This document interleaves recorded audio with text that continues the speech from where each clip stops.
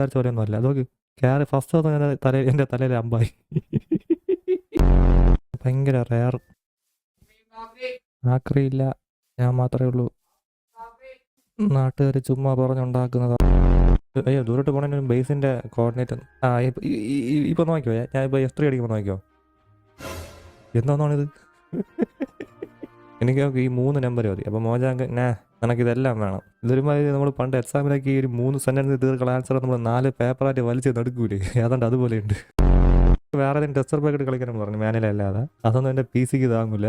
Maths മണിക്ക് ഇതുവരെ കൊണ്ടുപോകാം. ഇതിന്റെ മേളിൽ പോയി കഴിഞ്ഞാൽ PC go boom boom I go die. അല്ലെ ഒരു ക്രീപ്പർ പോലെ ഈ വഴിക്ക് പോകരുത്. പറഞ്ഞാൽ മനസ്സിലായോ? ആരെയും കൂടെ കടത്തി വിടല്ല ID കാർഡ് ഇല്ലാതെ. ID കാർഡ് ഉണ്ടെങ്കിലും കടത്തി വിടണ്ട. ഓരോ ക്രീപ്പർ നോട്ടീസ് ചെയ്യുമ്പോഴും 1 മീന് തരും.